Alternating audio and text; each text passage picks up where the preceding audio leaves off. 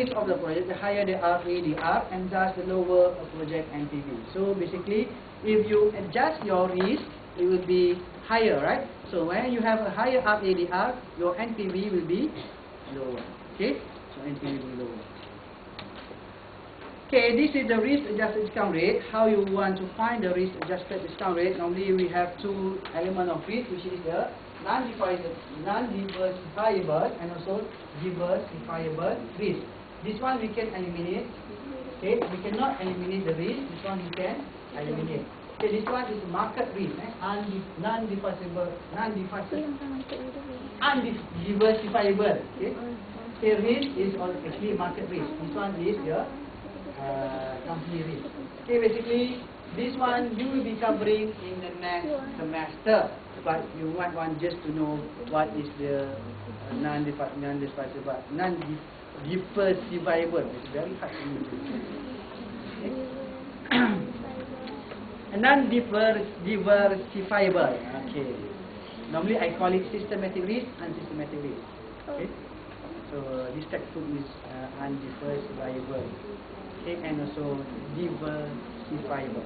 Okay, so it's the same, systematic risk and unsystematic risk. Okay, you'll be covering this with Encik Baharudin in financial management.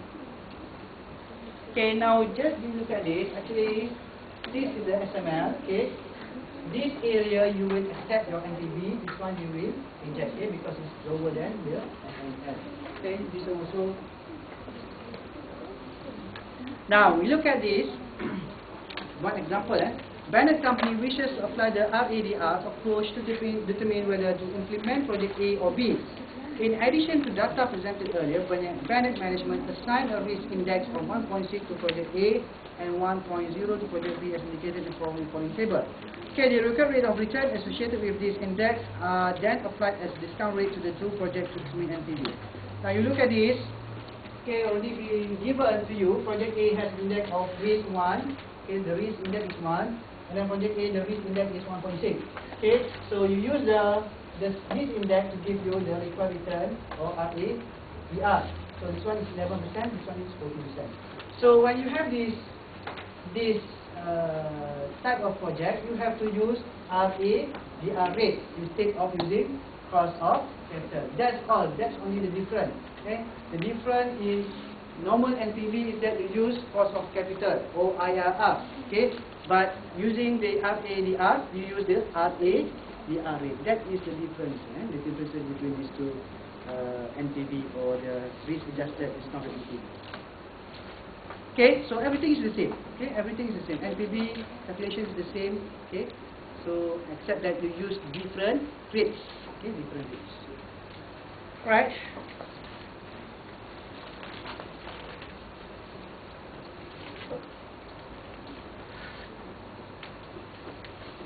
Okay, now we continue on to comparing projects with unequal life. Okay, comparing projects with unequal life. Now let's say, okay, in our previous example, for the previous example, we have 15 years equal life, right? 15 years equal life for project A and B. That one is simple for us to make decisions because they have equal life. But if you face a problem, okay, or a decision that you have to make, which have the different equal life. For example, project A have 5 years, project B have 10 years. Then you will be facing difficulties in determining which project should you use. Right? Now let's see. So if projects are independent, okay, what is independent project? Independent project is projects that you can choose both of the project if you have two projects, okay? And compared to mutually exclusive, you must only choose one, okay? So that is the differences. So if projects are independent, comparing project with unequal life is not critical. So basically, you can choose, okay? Because it is independent, right? You just choose which one have the positive NPV. But when you face with unequal life projects that are mutually exclusive, okay? So you have to choose only one. And then when you compare these two projects, they have unequal life. Okay, one have 5 years, useful life, the other one is 10 years useful life. So you will be facing problems. Which one do you want to actually accept the project? Okay. So this is particularly important when continuous surveys is needed project. Okay. Now let's see this example. Now the AC company, a regional cable TV firm, is evaluating two projects X and Y. The project cash flow and resulting NPV at cost of capital of 10% is given below. So now we just assume that the cost of capital is the same for both projects X and Y. Okay, except that this project have different useful life. They have different useful life. One has 3 years, the other one has 6 years. So these are two different unequal life projects. Okay, so you have the cash inflow. Okay, this is your initial investment of 70,000 and 55,000 for project X and Y respectively. Okay. Now, if you look at the NPV for these projects, okay, project X has 11,277 of NPV, whereas project B has 19,013. Okay. So if you look at this, which one do you want to choose? Which one do you want to choose without knowing that this is actually unequal? You will choose the higher NPV, okay, the higher NPV. But this one will not be the case, okay? Okay, this one will not be your main criteria of deciding which one do you accept, because you do not include this unequal life factor. So when you want to include this factor, okay, because if you use project X, for example, okay, if you use project X, after the 3rd year, normally you have to invest into a new machine or replace the new investment, right? So basically you have to actually replace this one, right? Okay, until 3rd year only. So basically you have to replace this one.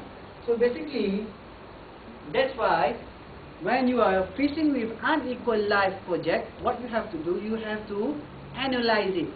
Okay, you have to analyze it. Okay, the formula is very simple.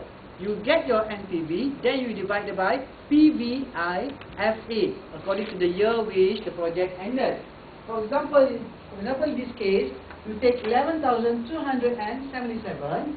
Okay, then you divide by PVIFA for 10% at 3 years, because you ended until the 3rd year.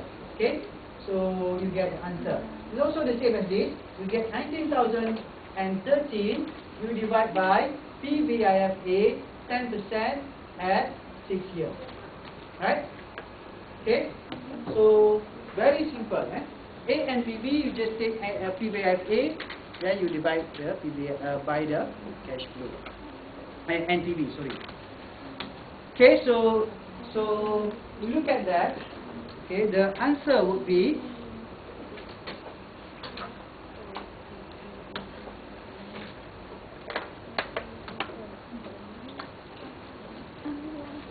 okay. NPV for this one is X is 11,277. This is from just now. NPV Y 19,013, right? So you take this, divide by PVIFA 10% 3 years. Okay. So and then you get 4,534 for NPV X. NPV Y. Okay. So you get your NPV Y here. Then you divide by PVIFA 10% and 6 years, because the project ended at the 6th year. So you get 4,366. So from this one, you choose the higher NPV. Okay. Now you look at this.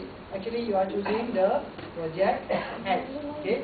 Now it is different from your previous decision, which without the NPV technique. Okay. Previously, you choose project Y, right? Now you choose project X because you have already analyzed it.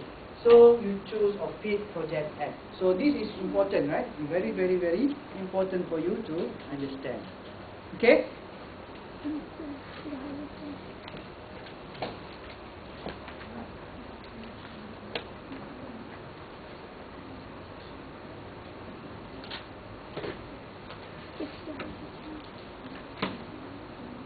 And provide an excellent